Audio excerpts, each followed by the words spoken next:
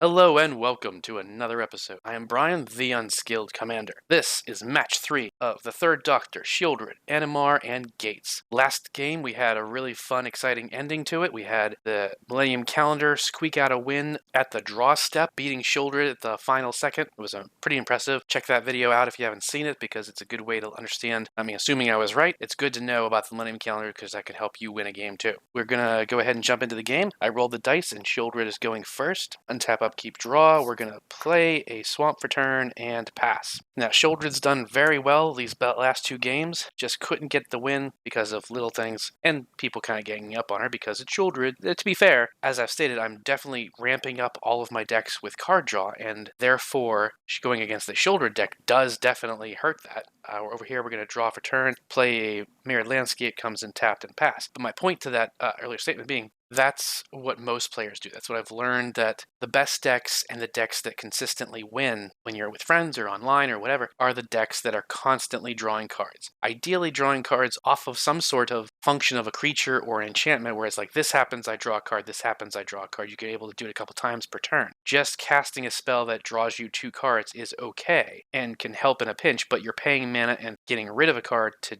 just net 1 extra card, maybe 2. So you want something that's like, oh, when this creature attacks, draw a card. Or when it does damage, draw a card. Or when a land enters the battlefield, draw a card. That's what you really want so that it's perpetual and it keeps functioning. However, to do that, then going up against anything like a Shieldred deck where it punishes you for drawing cards, that's why everybody hates her and why everybody attacks her first, because their decks to win, they have to draw a bunch, so they can kill themselves by trying to get to their win con. I'm starting to realize that aspect of just why this one particular deck gets all the instant hate. It's not so much that they think the deck something wrong with Shieldred or what a mechanic, it's just that, hey, I've built my deck around drawing cards, I'm going to hurt myself if I play against you. So it sucks, but I kind of draw over here for turn, play a Gruul Guildgate, comes in tapped, and we will pass turn. Now, of course, also, untap over here, play an island, tapping it for a Tarian's Soul Cleaver. Equipped creature has Vigilance. Whenever another artifact or creature is put into the graveyard from the battlefield, put a +1/+1 counter on it. That's anybody's, which is pretty awesome. But the cool thing about this with the Third Doctor is if I play a bunch of treasures or whatever and I crack them to play more spells, cracking them puts counters on him, so the +1/+1 buff doesn't go away. It just goes in a different fashion. But anyway, what I was saying before was, so these decks don't have a ton of interaction. Third Doctor does and should. Animar has a little bit. Shieldred actually should because it's designed to deal with everything coming after Shieldred. Gates is the only one that really doesn't have a ton of interaction because it's focused on getting the gates out. So that's part of it. That's why Shieldred was doing so well and why the Millennium Calendar stayed out as long as it did. They should have, in a real game, most likely they're going to get blown up. It was a really fun game. I do recommend you go check it out. We're going to pass over to Shieldred, turn 2, untap, upkeep, draw, play another swamp. Nothing we can do with 2 mana. I only have 1 more land in hand and 1 card that I can play off of it. The rest are 4 mana or higher, and the commander's 4 mana. So if we don't draw another land, that could be bad for Shieldred. But she did have 2 really good showings in the prior game, so it's not completely that big of a deal. We're going to untap, upkeep, draw for turn. I'm going to play a mountain, tapping it for a Soul Ring, then tapping Soul Ring and sacrificing Mirrored Landscape to get 2 forests on the battlefield tapped. Excellent bit of ramp early on, and that's extremely important for Animar, because that's basically what the entire deck is. The deck is ramp and giant creatures. Creatures that are like 6 mana or more, so you need to get as much mana out as possible extremely quickly. I do need to get Animar out to help reduce the cost of those creatures, and unfortunately I don't have blue right now. I have a Rogue's Passage in my hand, that's all the land I have in my hand, so I can play big things, but I do have, never mind, it's okay, I have a ramp spell, so we're good there. I'm going to go ahead and pass turn. Untap over here, upkeep, draw. I will play a Golgari Guildgate, comes in tapped, and I will tap the Gruul Guildgate for Manifold Key. This is the other key I was mentioning in the end of last game that's important. Pay 1, tap it to untap another target artifact, or pay 3 and tap it to make target creature can't be blocked this turn. This is mainly in here. This and the Volcanic Key are specifically for the Millennium Calendar. They serve no other real purpose. There is 1 card in my hand that can benefit from the Manifold Key that is not the Millennium Calendar, so you'll see that once I get enough mana out. But so that's 2 things. 2 things But as we saw, having one of those out with the Millennium Calendar is a huge deal. I will go ahead and pass. We're going to untap over here, upkeep, draw, play a forest for turn, tapping 2 for an arcane signet. Nothing else we can do with 1 mana, we will pass. Untap, upkeep, draw. It is a swamp, sweet. I will play the swamp, tap all 3 for a temple bell. Tap it for each player to draw a card. Now, I don't know if you can see that very well, turn it around, but I got it signed at one of the SCG, Star City Games Commander Fests last year. The signature is pretty sweet. It's not a specifically expensive card or anything. That's one of the reasons why I was okay to get it signed, because I'm still not, it's like signatures are like iffy. Things like comic books and cards like this, it's like, yes, getting the artists and writers to sign them is great, but most of the time you kind of need them validated that it's actually them signing it. I could say I have a Stanley signature, but it doesn't matter unless you really can prove it's his signature. If it's something's really valuable, I'm kind of hesitant to get it signed, but if comic books or cards are just kind of like normal dollar bin stuff, then it's like, sure, I'd love to have your signature on this because I know I got it for real. But that's all we can do. We're going to pass turn. Untap, upkeep, draw for turn. I will play Cinderglade. Comes in tapped unless you control 2 or more basic lands. I do, so it untaps. I will then tap 1, 2, and 2 green to play Circuitous Route. Search your library for up to 2 basic lands and or gate cards. Put them on the battlefield tapped. Now this doesn't have gates. That does, of course. The nice thing about this card versus Mirrored Landscape is they can be different basic lands. Mirrored Landscape, they have to share a type. That's why I had to get 2 forests instead of a forest and an island at the time. They come in tapped, but I do now have all of the colors I needed to cast my commander next turn, and we have quite a bit of mana left over that we can hopefully cast something else. So we will pass turn. Untap, upkeep, draw. Play a Simic Guildgate, comes in tapped. Unfortunately, that is the downfall of the gate deck, is because if I don't have something like Amulet of Vigor or Gond Gate or a bunch of the cards that say lands come in untapped, it's very slow. That's all we can do, really. I'm going to go ahead and pass turn. Untap over here, upkeep, draw. I will play a forest, tap all 3 lands and the arcane signet to play the 3rd Doctor. When he enters the battlefield, I make my choice of a food, a clue, or a treasure. I will make this awesome treasure token from Arcade Post. It's a cool little plasticky kind of like 3D printed, but it's kind of similar to that. Like that's the kind of, no, it's a little better than that actually. But that's all I can do. He is now a 3/3 with trample. We're going to pass. Untap, upkeep, draw. Play a swamp for turn. Tap all 4. Get the girl herself, Shieldred the Apocalypse. 4/5 with Death Touch. Whenever I draw a card, gain 2 life. When an opponent draws a card, they lose 2 life. Boom, go. I guess I could Temple of the Bell and make everyone draw one, and I could draw as well. 1, 2, 3, 4, 5, 6. I wouldn't have to discard. But I think we should hold off just for a little bit, because as I've said in prior videos, the downside of Shieldred is that if you play her based on making your opponents draw a whole bunch of cards, you're drawing them into their win cons and or their removal for Shieldred, so it can backfire very easily. Yes, it can do a lot of damage, as we saw last game, but that's because no one had removal, and I wasn't really making anybody to draw, which is part of the point. Although I kind of was with Saison out, but you get what I'm saying. So you gotta be careful with Shoulder. Pass turn. Okay, we're gonna untap, upkeep, draw for turn. I will play a Rogue's Passage, tapping 1 of each color to play Animar. Soul of Elements. Protection from white and black. It's a 1/1. Whenever you cast a creature spell, put a +1/+1 counter on Animar, and creature spells I cast cost 1 less to cast for each counter on Animar. I think we'll do that because I just drew it, so why not? 1, 2, 3, 4, 5, and 6. The Caged Sun. Caged Sun enters the battlefield. Choose a color. We're going to choose green. Creatures you control of the chosen type get +1/+1. Whenever a land's ability adds 1 or more mana of the chosen color to your mana pool, add 1 additional mana of that color to your mana pool. So all my forests now tap or double. And Cinderglade. Land's ability adds 1 or more mana of the chosen color. So if I use Cinderglade for green, it would also pop out another green. Really great for next turn. Not much else we can do. We're going to pass. Untap, upkeep, draw. I'm going to play Selesnya Guildgate. Comes in tapped. Thought I had... oh, yeah. I'm going to tap... well, first of all, sorry. Take 2 damage and take 2 damage. Almost forgot. Got ahead of myself. Tapping 3 and then taking another 4 because of Phyrexian stuff for Norn's Annex. Creatures can't attack me or planeswalkers I control unless their controller pays white or Phyrexian life for each of those creatures. So no one else has white, so they all have to pay 2 life per creature attacking me. That's pretty sweet. I will then pass turn. Untap over here, upkeep, draw, take 2 damage, play another forest. 1, 2, 3 to play Peregrine Took. If 1 or more tokens would be created under your control, those tokens plus an additional food token are created instead. I have 2 mana left. I will tap that 2 mana to play Collector's Vault. It says pay 2 and tap it to draw a card, then discard a card and create a treasure token. So Nothing has actually happened to raise the third Doctor's power. He's still just a 3/3. With Trample, we have a 1/1 and a lot of mana, and we have a 4/5 with Death Touch, and we have nothing. I don't really think Gates is a threat right now. Shouldred is annoying. Well, I don't know if we want to... Yeah, we'll go ahead. Should we swing? I'm tempted to swing over there because they have a lot of mana and 4 cards in hand, so theoretically they should have some creatures. They actually only have 1, but we don't know that, of course. They have other really good spells, though. But that would leave... Shieldred doesn't really attack very often, but the token generator is not great. But I guess we'll pass. Untap, upkeep, draw, gain 2 life, play a swamp for turn. Cool. Then I will tap 4 and play Fate Unraveler. When Fate Unraveler, or whenever an opponent draws a card, Fate Unraveler deals 1 damage. So they are now taking 3 damage for every card they draw. I'm going to tap the last mana for Bloodchief Ascension. It's an enchantment at the beginning of your end step. If an opponent lost 2 or more life this turn, you put a Sonic Quest counter. At the beginning of each end step, so this is going to go crazy.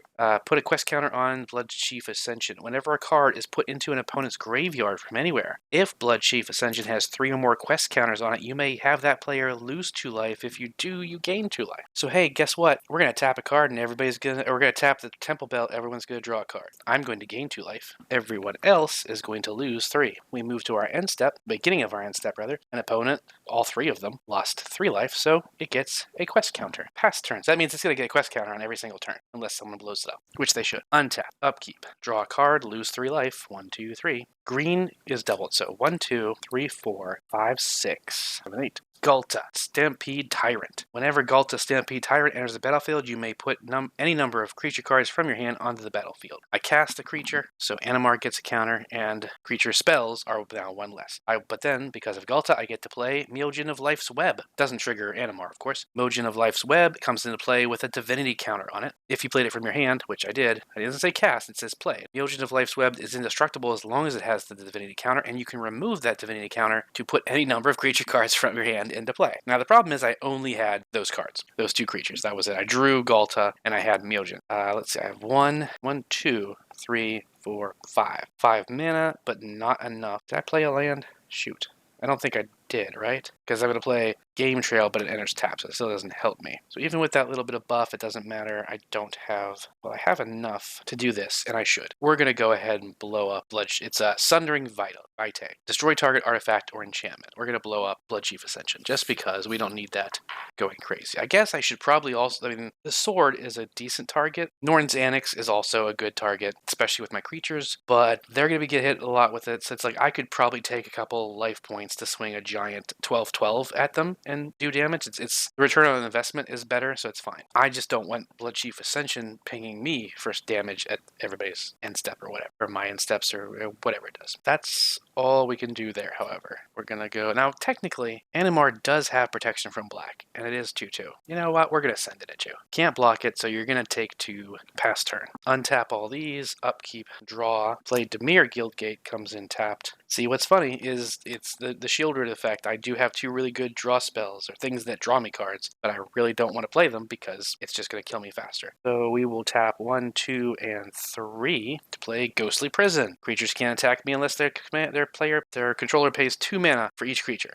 They have a ton of mana, so that shouldn't affect them that much, but it's still an inconvenience. Regrettably, I have nothing else and I'm wide open. We're going to pass. And I don't have Maze's End yet either. That's a big problem. Untap, upkeep. Oh wait, I don't think I took the damage from drawing. So then draw over here. Okay, play another forest. Show, why not? We will tap 1, 2, 3 and play Water Wind Scout. When it's a flying 2/2, when it enters the battlefield, create a map token, but Peregrine Took says that whenever we make a token, we also make 1 food token. And I will pay 2 mana to go ahead and equip the Cleaver onto the Doctor just to get that going. So it's like that. It's like that sometimes. Oh, and then we will tap Arcane Signet for blue to play Floodhound. Floodhound is a 1/2. It says I can pay 3 and tap it to investigate, which means create a clue token. So as of right now, 1, 2, 3, 4, 5. The Doctor is a 5/5 with Trample and Vigilance. And whenever another artifact or creature is put into the graveyard from the battlefield, put a +1/+1 counter on it, on this one. So it's going to be easy with me, but I have to remember that means everybody. If anybody cracks any treasures, if creatures die, he gets counters. We got a 12/12 and an 8/8 indestructible, so we kind of got a problem over there. We're going to have to just kind of leave that to Shieldred at this point, and pass turn. Shieldred's like, well, sure, I got to deal with it, huh? Untap, upkeep, draw for turn. That's a good one. We'll play Barad-dûr, the legendary land, enters the battlefield tapped unless you control a legendary creature. I do, haha. Oh, wait, shoot. Sorry, that's 3 life, not 2. I think I got the 3 life okay on him, but I'm not sure. So I gain 2 as I draw a card, which I just did. Yeah, we're going to tap all 5 to play Wound Reflection. At the beginning of each end step, each opponent loses life equal to the life they lost this turn. So guess what? We're tapping the Temple Belt. Everyone's going to gain or draw a card. I'm going to gain 2 life, and everyone's going to draw a card and lose 3 life. But now here's the fun part. We're going to move to our end step, and at our end step, at the beginning of each end step, each opponent loses life equal to what they lost. So they're going to lose another 3. Pretty sick. We're going to pass. Now, we do have a 12/12 and an 8/8 glaring at us that are most likely going to attack. But, well, and plus they are getting pluses, so oof. So we're going to untap, upkeep, draw for turn, lose 3 life. 1, 2, 3. Yeah, this is going to get crazy. So 1, 2, 3, 4 green. And then Rogue's Passage. So that's 5. 4 green and 1 others. For the enchantment, Unnatural Growth. At the beginning of each combat, double the power and toughness of each creature you control until end of turn. Womp womp. So that means when I move to combat, I will have a 24/24 with trample and a 16/16 that technically does not have trample. So that's a thing. I'm going to then tap 1, 2, 3 to play Cultivate, search for 2 basic land cards, put them on the one on the battlefield and the other one in my hand. So Forest on the battlefield, Island in my hand, why not? I'm going to tap these for 1, 2, 3, 4, 5, 6. To play the sorcery, Vivian's Stampede. Each creature I control gains Vigilance, Trample, and Melee until end of turn. At the beginning of the next main phase this turn, draw a card for each player who was dealt damage. Combat damage this turn. So they all now have Vigilance, Trample, and Melee, which says they get a +1/+1 counter for each opponent I'm attacking this turn. But I'm only attacking 1 because we are sending everything at you. At the beginning of combat, this triggers, they all get their power and toughness doubled. So this is a 24/24, a 16/16, and a 4/4. So 16 and 4, that's 20, 40, 44. But the melee kicks in, so that's 45, 46, 47. You're at 46 life. Yeah, 47 damage coming at you. You have to block something or you die. So obviously you're going to block. You're going to throw Fate Unraveler. They all have trample, so it doesn't really matter. You're just going to throw that in front of Neogen because you can't, it's 3 versus a bunch. Even this is still a 4/4, so the 3 won't do anything. But as I said, that's 47 minus 4, so that's 43. Down to 3 life. Now here's the thing, I could have swung and killed them, but actually I couldn't because I don't have enough to pay for Ghostly Prison. I could have swung and taken them out completely, but they could have destroyed the commander, they couldn't destroy anything else, but Shoulder had the most life. Oh, Vigilance, right. So that's pretty awesome. They have Vigilance. All right. Now, at the beginning of the next main phase, I draw a card for each opponent. There's only 1 opponent. But I do take an extra 2 damage. So now we're going to pass turn, untap, upkeep, draw. They're going to lose 2 life. I'm going to play Gond Gate, which I was able to draw thanks to Temple Bell. Gates enter the battlefield untapped, so that helps. A little late, but sure. I will tap 1, 2, 3, one of them being green, for Azusa, Lost But Seeking. I can play 2 additional lands on my turn, so I will play an island and a Terramorphic Expanse. I'll crack that for who cares, whichever basic I find first. Okay, so Forest goes on the battlefield tapped. But then I'm going to go ahead and tap all 4 lands and play the card I was talking about earlier that Manifold Key can help with, the One Ring. Indestructible. When it enters the battlefield, if you cast it, I gain protection from everything until my next turn. Beginning of my upkeep, I lose 1 life for each burden counter on the One Ring, and I can tap it to put a burden counter on the One Ring and draw a card for each burden counter on the One Ring. I know card draw is not the best idea with Shouldered Out, but we're going to tap it, put a burden counter, draw a card, lose 2 life, 2. That's not horrible, but doesn't really. There's a better one that we could have gotten. At least we have a creature to kind of block the nonsense over here. We'll pass turn. I think Animar has this one. I say that kind of stuff all the time, and then I'm wrong, but, I mean, look at him. Look at the smug son of a bitch. We're going to draw a card for turn, going to lose 2 life, play a forest, 1, 2, 3, 4 to play Migration Path, look for up to 2 basic lane cards, put them on a battlefield tapped, and shuffle. A little bit of mana ramp, deck thinning, however you want to call it. I will then, I have 3. What did I play? Let's see, okay. All right, that's better. That's the better idea. We're going to tap 3 and tap Floodhound to investigate, which means now we make a clue. So cool, we have 1 of each token out. except for, like, there's a lot of other tokens. There's Power Stones, there's Junk now, there's Blood tokens, but who cares? I made a Clue token, however, that does mean I make an extra food token thanks to Peregrine Took. So, 1, 2, 3, 4, 5. The Doctor is a 7/7 with Trample. I could swing at Shoulder and win. Or not win, but take Shoulder out. They would block, destroy the third Doctor, or they could be like, yeah, I'm going to lose them. Because, well, actually only 2 damage would get through. So if they did that, they would destroy the third Doctor and survive. So there's no point in doing it. I don't have the mana necessary to attack into them, and that's, like, ridiculous. I wouldn't even... No point in thinking about that just yet. Plus, theoretically, Shoulder is the only thing that can really do any real damage to them right at this point. I will go ahead and pass. Untap, upkeep, draw, gain 2 life, play a swamp for turn. Oh shoot, sorry, I forgot about Wound Reflection. As your end step, you would have lost another 2. Your end step, you would have lost another 2. Your end step, you would have lost quite a... Actually, you drew another one too, so that was another 2 there. So you, let's see. You did take the 3, and I believe you drew another card? Somehow? Some way? I don't know. Did you draw another card? No, I guess not. Oh, yes, you did, because you attacked one person. So you would have lost another 5. Okay, all right, we're caught up. I think that's everything. It doesn't matter because Shieldred's about to win, which is pretty freaking sick. We're going to go ahead and tap 1, 2, and then 1, 2, 3, 4, 5. Torment of Hailfire for 5. Repeat the following process X times, X being 5. Each opponent loses 3 life unless that player sacrifices a non-land permanent or discards a card. Although, technically, I guess that doesn't, they're going to win. Because everyone can sacrifice and throw away. It's 5 times, so everyone can dump cards if they want. So I'm going to discard 2 cards, boom, boom. Okay, and then what we can do is we can just sacrifice 1, 2, 3 to make that, but thanks to the sword, he gets +3/+3. So he doesn't lose any power. So that doesn't hurt him. We can discard these 3, 4, 5. Yeah, 1, 2, 3, 4. See, now here's the problem 5, because we definitely need that unnatural growth, obviously, because that's the winning move. So there you go. That didn't even help. I thought that was going to be a lot better, but I forgot it needs to be done when you have, like, a lot of mana. Where a Torment of Hellfire for, like, 12 or something, when it's just too much. And regrettably, that was all the mana, so all I can do is tap this to make everybody draw a card. I gain 2 more life, you're going to lose 2. Then, beginning of the end step, everyone's going to lose another 4. Or no, sorry. Yeah, you're just going to lose 2. I was really hoping, because I had that Torment of Hellfire from the beginning, or close to the beginning at least. But yeah, I forgot you need a lot of mana out for that to actually be a game winner. It's still good, because it did make people sacrifice things and get in discard, so that's kind of the real reason. It's in there for the discardy aspect, because it's that way they get rid of the good cards that you made them draw, or they drew, hopefully. But that was it. We passed turn, and then we gon' die.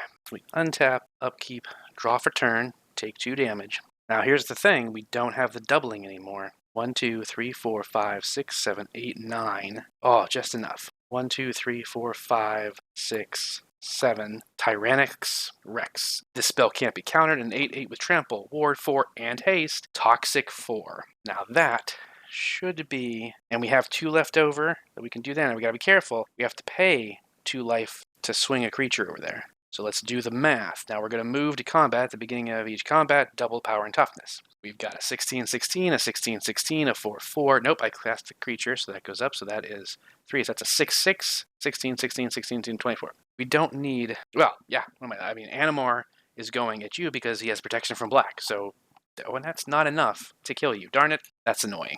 All right, so we're swinging... Well, no, he doesn't have trample, so I can't swing that. Like, Mjolnir has to go at you, which is 16/16, so that's going to kill you.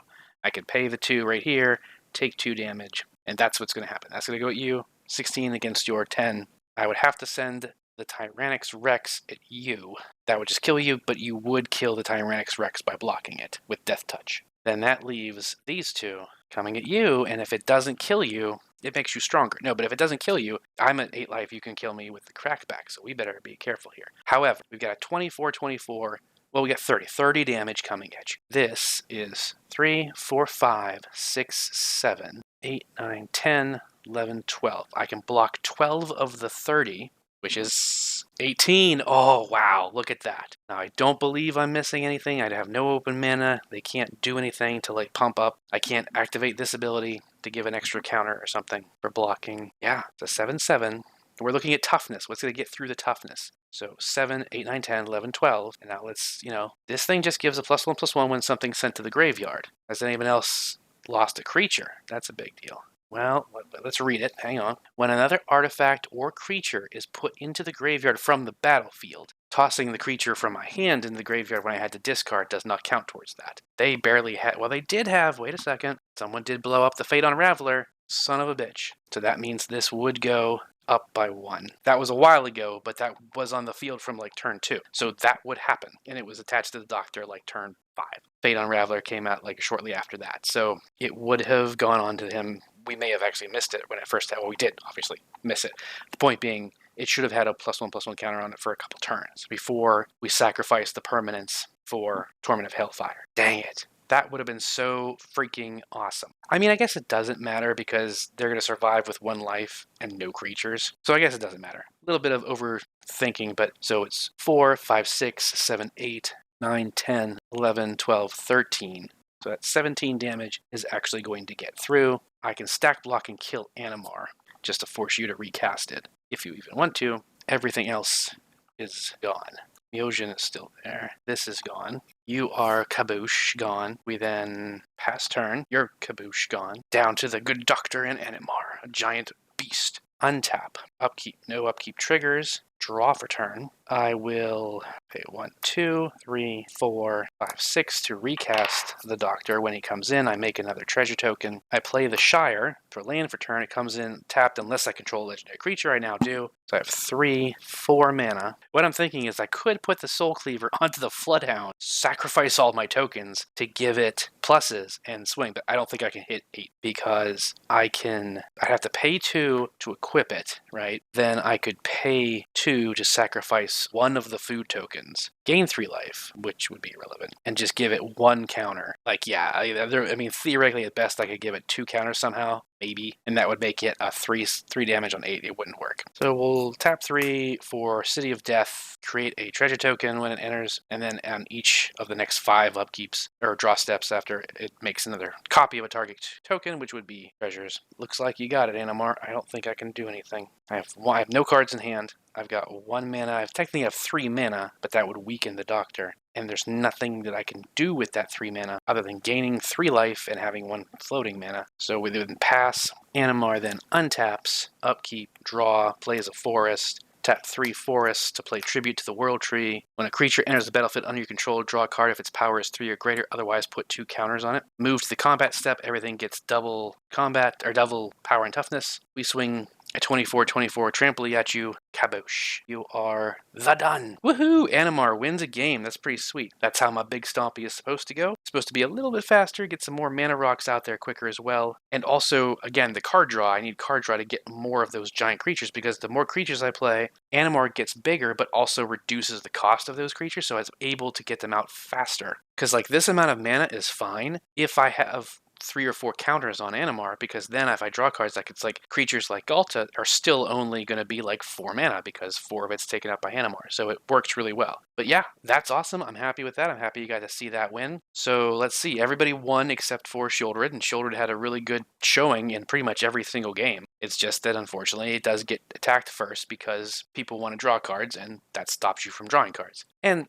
she just does pretty good damage as long as she gets 1 or 2 other creatures or enchantments out that assist in her damage dealing off of cards. So there you go. I hope you saw some really cool cards you want to put in your decks. Thank you so much for watching. Please check out the rest of the channel, subscribe if you wouldn't mind, all that jazz, and I will see you next time.